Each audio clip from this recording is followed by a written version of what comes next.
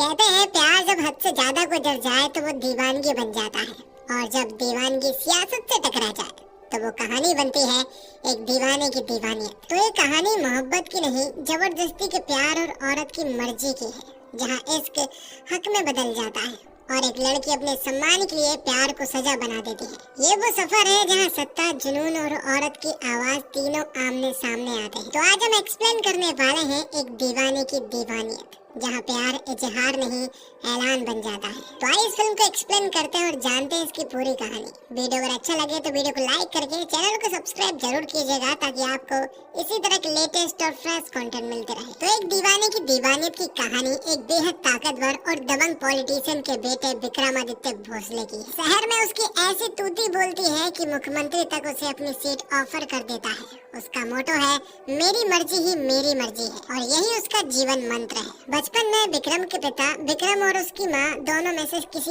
एक को बचा सकते थे। अगर विक्रम पैदा होता तो उसकी माँ नहीं बचती, और अगर माँ को बचाया जाता तो विक्रम नहीं बचता।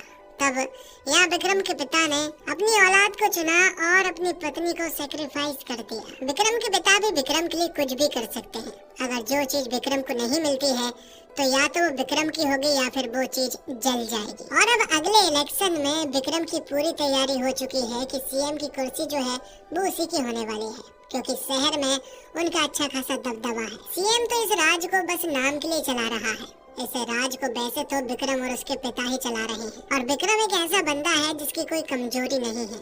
आज तक कोई भी उसकी रात की नींद नहीं उड़ा सका है। विक्रम ये बात अपने दोस्त सामंत से कह रहा था, जिसे वो अपने भाई की तरह मानता है। और फिर एक दिन विक्रम की नजर पड़ती है बॉलीवुड की सबसे बड़ी सुपरस्टार अदा रंधावा पर। अदा रंधावा बॉलीवुड की इतनी बड़ी सुपरस्टार है कि वो जिस जगह से भी गुजरती है वहाँ भीड़ लग जाती है, क्योंकि लोग अदा रंधावा के बहुत बड़े फैन हैं। वो उसके लिए कुछ भी कर सकते हैं। तो फिलहाल अदा जो है वो एयरपोर्ट आती है, और यहीं पर विक्रम जो है वो उसे पहली बार देखता है। और विक्रम की लाइफ में आज तक कोई भी लड़की नहीं आई थी, लेकिन जब उसने अदा को देखा तो वो उसे देखते ही रह जाता है, मानो उसे पहली नजर वाला प्यार हो गया था। यहाँ भीड़ काफी ज्यादा थी, जिस वजह से विक्रम यहाँ अदा की मदद करता है। वो उसका हाथ पकड़कर एयरपोर्ट के अंदर लेकर आता है, जहाँ पर अदा विक्रम को थैंक यू बोलती है। लेकिन बस इतना सा मूवमेंट जो है वो विक्रम को पूरी तरह से अदा के ऊपर फिदा कर देता है। अब वो उसके लिए कुछ भी कर सकता है, उसे बस वो किसी भी हालत में पाना चाहता है। जितनी देर भी विक्रम एयरपोर्ट पर रहा वो हर वक्त बस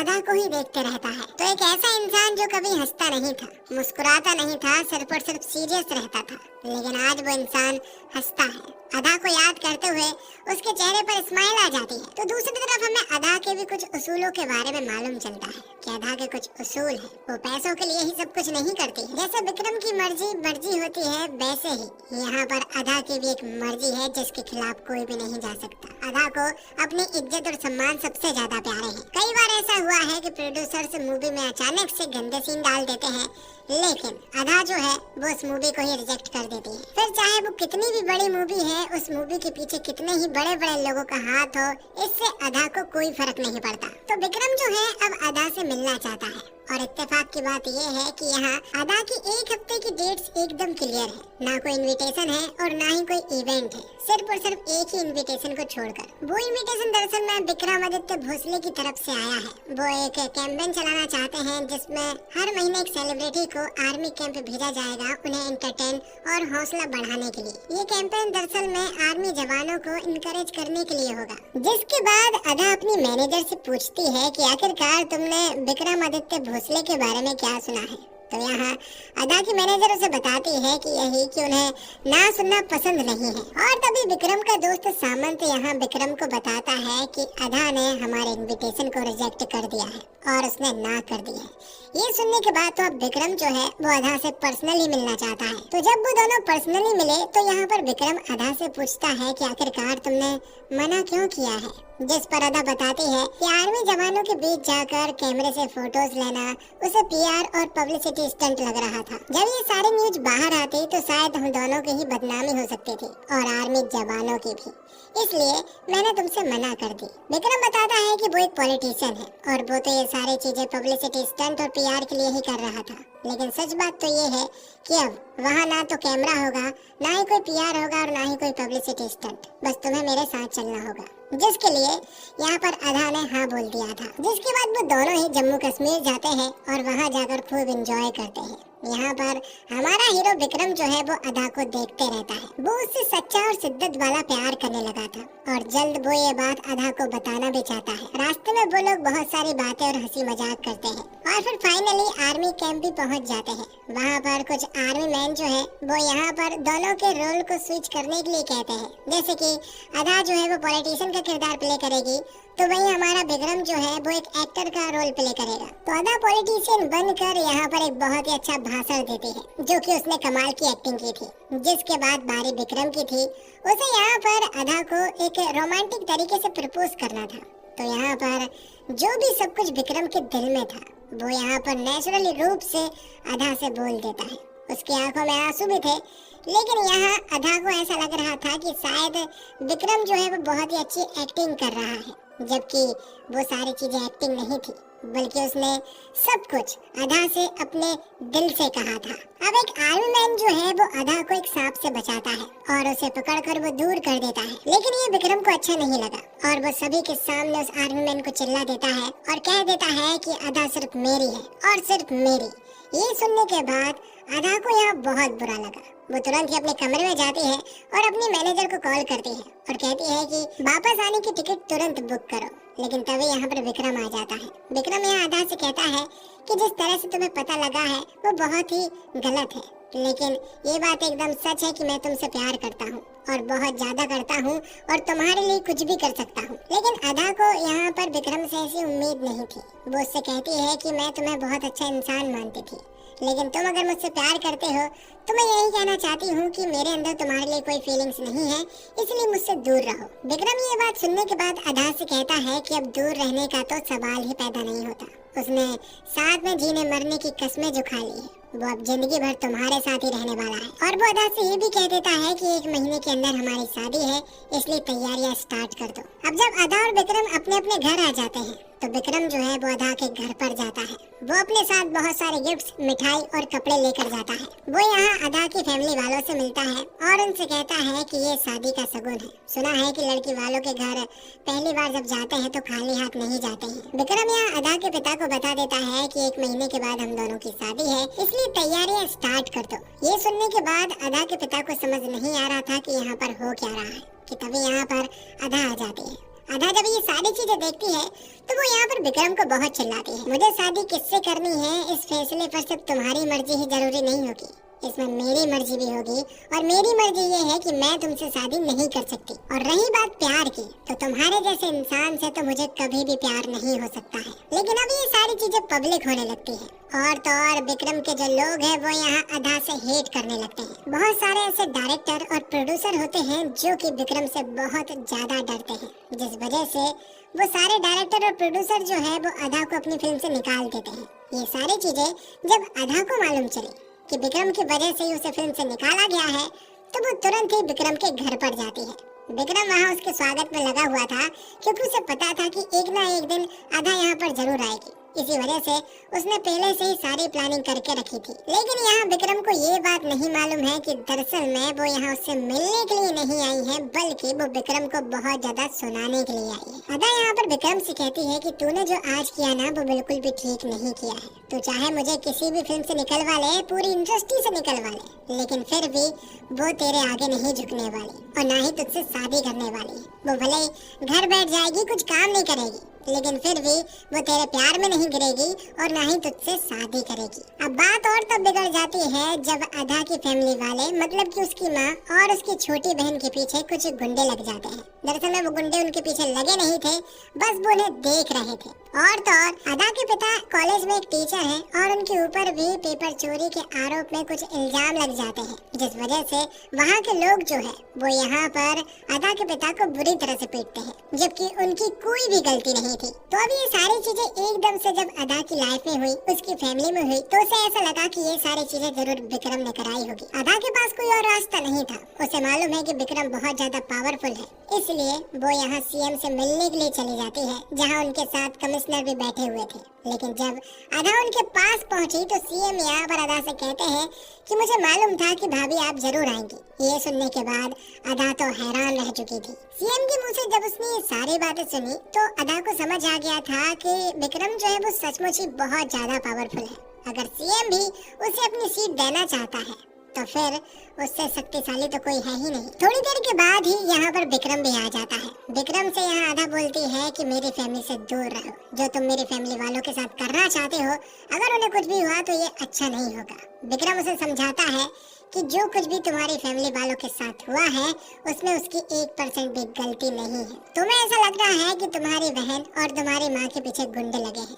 जबकि ऐसी बात तो है ही नहीं। वो तो तुम्हारी फैमिली को प्रोटेक्ट करने के लिए वहाँ पर खड़े थे, वो तुम्हारी फैमिली के पीछे नहीं आए थे। मेरे बहुत सारे दुश्मन हैं और तुम्हारी फैमिली से मेरा कनेक्शन है। अगर तुम्हारी फैमिली वालों को अगर कुछ होता है तो इसमें उसकी भी बहुत बड़ी गलती होगी, इसलिए मुझे तुम्हारी फैमिली को प्रोटेक्ट करना ही होगा। और रही बात तुम्हारे पिताजी की, तो कॉलेज में जो कुछ भी हुआ उसमें सिर्फ एक ही बंदे की गलती थी। उस बंदे को भी मैंने अच्छे से सबक सिखा चुका हूँ, तो तुम्हारे पिताजी को अब कुछ भी नहीं होगा। लेकिन जब ये सारी चीजें हुई तो उसके पिताजी को बहुत ज्यादा बुरा लगा, क्योंकि कॉलेज में उनके मुंह पर कालीन पोत दी गई थी, क्योंकि वो 30 सालों से ईमानदार थे और अचानक से उनके ऊपर ये सारे इल्जाम लग चुके थे। पिता को लगा था कि विक्रम की गलती है, इसलिए वो अदा से कहते हैं कि इससे अच्छा तो यही होता कि तुम उससे शादी कर लेती।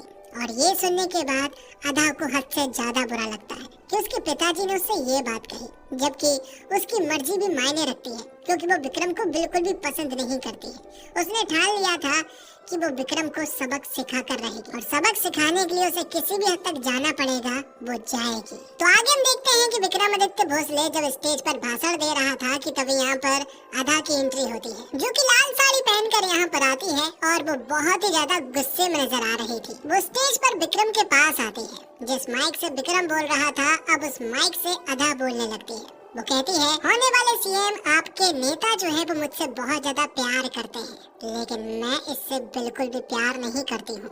ये मुझे पाने के लिए कुछ भी कर सकता है, यहाँ तक कि मेरी फैमिली वालों को चोट तक पहुँचा रहा है, लेकिन ये नहीं जानता कि ये सारी चीजें करने के बाद से ये सिर्फ मेरी नफरत पा सकता है, मेरा प्यार नहीं। दरअसल मैं अदा यहाँ पर एक अनाउंसमेंट करने के लिए आई थी। वो सारी जनता से कहती है कि 1 हफ्ते के बाद दशहरा है और दशहरा से पहले या फिर दशहरा के दिन किसी इंसान ने भी अगर विक्रम को मार दिया, जो इंसान विक्रम को मार देगा मैं उस इंसान के साथ एक रात बिताऊंगी। ये सुनने के बाद विक्रम पूरी तरह से हैरान रह चुका था। वो कुछ कर नहीं सकता, सिर्फ और सिर्फ उसकी आंखों में आंसू थे। तो अदा को चाहने वाले करोड़ों लोग हैं और यहाँ भी बहुत सारी ऐसी जनता थी जो कि यहाँ विक्रम को मारने के लिए आगे बढ़ रही थी। तो जब से अदा ने ये अनाउंसमेंट किया है तब से विक्रम के ऊपर बहुत सारे अटैक होने लगते हैं। हर कोई विक्रम को मारना चाहता है क्योंकि वो सभी लोग अदा को पसंद करते हैं। जिस रास्ते से भी विक्रम जाता है कोई ना कोई उसे चोट जरूर पहुँचा देता है, लेकिन फिर भी विक्रम को कोई फर्क नहीं पड़ता है।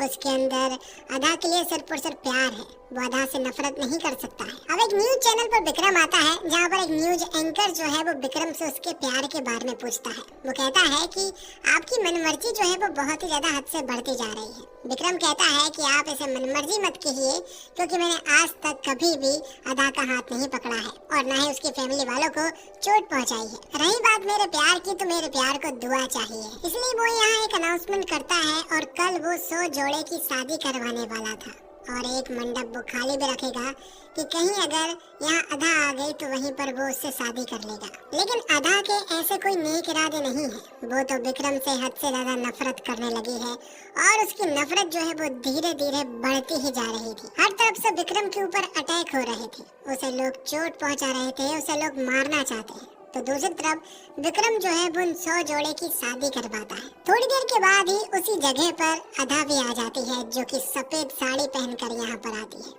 वो यहाँ पर आकर विक्रम से कहती है कि तू इन सभी लोगों की शादी कराकर दुआ तो ले लेगा, लेकिन मैं भी देवी माँ से दुआ मांगना चाहती हूँ कि तेरी मौत जल्द से जल्द हो जाए। इसलिए वो नंगे पैर देवी माँ के मंदिर जाएगी, जहाँ विक्रम भी उसके साथ जाता है। बीच रास्ते में विक्रम के ऊपर बहुत सारे अटैक होते हैं और वो बहुत ही बुरी तरह से जख्मी भी हो जाता है, लेकिन फिर भी अदा को इससे कोई भी फर्क नहीं पड़ता।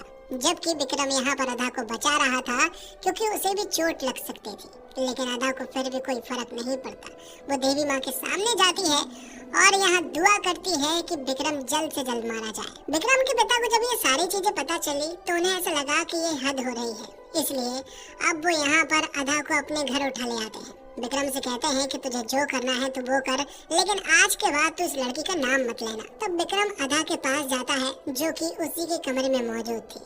अधा उससे कहती है कि दिखा दी अपनी औकात, तुम यही चाहते थे, इस कमरे में तुम्हें जो करना है तुम वो कर लो, लेकिन फिर भी मेरे अंदर से तुम्हारे लिए प्यार नहीं पनपेगा। विक्रम उसे बताता है कि ये उसका काम नहीं है, ये उसके पिताजी का काम है। ऐसी हरकतें वो सोच भी नहीं सकता है। तुम्हारी नजरों में मैं रावण हूँ और इस सदी का मैं पहला रावण हूँ जो कि सीता माँ को पहली बार उसके घर छोड़ने के लिए जाएगा सही सलामत। तो विक्रम अदा को उसके घर छोड़ने के लिए जाता है, जिसके बाद हम देखते हैं सामंत को जो कि विक्रम के पास आता है। वो उसे एक ऐसा रहस्य बताना चाहता है जिसके बाद शायद विक्रम की पूरी दुनिया जो है वो पलट सकती है। सामंत बताता है कि तुम्हारे पिता ने ये डिसाइड नहीं किया था कि तुम्हें इस दुनिया में आना है या फिर तुम्हारी माँ को जिंदा रहना है, बल्कि तुम्हारी माँ ने डिसाइड किया था कि तुम्हें इस दुनिया में आना है। लेकिन अब तक विक्रम को ऐसा लग रहा था कि उसके पिता ने ही डिसाइड किया था और उनकी मर्जी के हिसाब से ही वो यहाँ पर आया था। इसी वजह से विक्रम सोचता है कि उसकी मर्जी ही सब कुछ है, क्योंकि उसकी मर्जी उसके पिता को विरासत में मिली है। लेकिन अब जब ये सारी बातें पता चली है तो वो पूरी तरह से हैरान था। उसे समझ आ गया था कि मेरी मर्जी सिर्फ मेरी है। ये सारे शब्द उसके पिता के दिए हुए शब्द थे कि अगर जो चीज तेरी मर्जी के हिसाब से नहीं होगी उस चीज को हम जला देंगे। लेकिन आज उसे ये बात मालूम चली है कि सामने वाले की मर्जी भी कोई चीज होती है, जिस वजह से उसे समझ आया कि जो चीज वो अदा के साथ कर रहा था वो बहुत ही गलत कर रहा था। इसलिए अगले दिन वो अदा के पास जाता है और आज दशहरा का दिन है। वो अदा के पास जाकर उससे माफी मांगता है। वो कहता है कि मैंने तुम्हारे साथ इतना कुछ बुरा किया है कि मैं तुम्हारे प्यार के काबिल ही नहीं हूँ, लेकिन मैं उम्मीद करूंगा कि तुम मुझे माफ कर दो। अब बात सिर्फ प्यार की नहीं, सिर्फ माफी की रह गई है कि तुम दशहरा के मैदान में आओ और वहाँ मुझे माफ कर दो। मुझे तुम्हारा प्यार नहीं चाहिए, अब बस माफी चाहिए है। तुम वहाँ आकर सबके सामने मुझे माफ कर दो, यही मेरे लिए सब कुछ होगा। लेकिन जब ये सारी चीजें विक्रम के पिता को मालूम चली कि दशहरा के मैदान में अदा भी आने वाली है, तो विक्रम के पिता यहाँ सामंत को ऑर्डर देते हैं कि अगर अदा वहाँ पहुँचती है तो तुम्हें अदा को इस तरह से मारना है कि कोई इंसान विक्रम को मारने वाला था लेकिन गोली जो है वो गलती से अदा को लग गई। सामंत को ये करना पड़ेगा क्योंकि आज सामंत यहाँ पर खड़ा है तो वो विक्रम के पिता की वजह से खड़ा है। तो यहाँ पर दशहरा के मैदान में रावण को जलाया जाता है और फिर थोड़ी देर के बाद ही यहाँ पर अदा आ जाती है। अदा यहाँ पर जब आई तो वो काफी उदास नजर आ रही थी। या तो शायद वो आज अपना प्यार कबूल करने वाली थी या फिर आज वो विक्रम को माफ करने वाली थी। जब अदा और विक्रम एक दूसरे के नजदीक आए तो सामंत जो है वो दूर से गोली चला देता है। पहली गोली तो किसी को भी नहीं लगी थी, लेकिन दूसरी गोली का टारगेट अदा थी। तो जब वो गोली अदा को लगने ही वाली थी कि तभी विक्रम उस गोली के सामने आ जाता है और वो गोली जो है वो विक्रम के सीने के आर पार हो जाती है। विक्रम यहाँ अधमरी हालत में था और वो अदा की गोद में था। वो बहुत ही ज्यादा जख्मी था और अधमरी हालत में था। वो यहाँ अदा से कहता है कि अगले जन्म में भी मैं तुमसे प्यार करना चाहता हूँ, लेकिन अगले जन्म में मैं तुम्हारी मर्जी से तुमसे प्यार करना चाहता हूँ। अगले जन्म में भी अगर तुम मना कर दोगी तो मैं तुम्हारी मर्जी को चुनूंगा और वहाँ से चुपचाप चला जाऊंगा। और आखिरी टाइम पर यहाँ विक्रम जो है वो अदा से कहता है कि हो सके तो मुझे माफ कर देना। इतना बोलकर वो अपनी आंखें बंद कर लेता है और तभी अदा उससे कहती है कि मैंने तुम्हें माफ किया, लेकिन ये बात विक्रम नहीं सुन पाया था क्योंकि वो मारा जा चुका था। और इसी के साथ ये फिल्म यहीं पर समाप्त हो जाती है। तो दोस्तों उम्मीद करता हूँ आपको वीडियो पसंद आई होगी। वीडियो पसंद आई हो तो वीडियो को लाइक करके चैनल को सब्सक्राइब जरूर कीजिएगा ताकि आपको इसी तरह के लेटेस्ट और फ्रेश कंटेंट मिलते रहे। मिलते हैं एक और कमाल की वीडियो के साथ, तब तक के लिए आप हमारे चैनल के साथ बने रहिए। साथ ही आप हमें बता सकते हैं कि आपको ये फिल्म कैसी लगी। अगर फिल्म अच्छी लगी है तो कमेंट में जरूर बताइएगा। आगे कौन सी फिल्म हमें एक्सप्लेन करनी चाहिए ये भी जरूर बताइएगा। तो दोस्तों जय हिंद, जय भारत, जय श्री राम।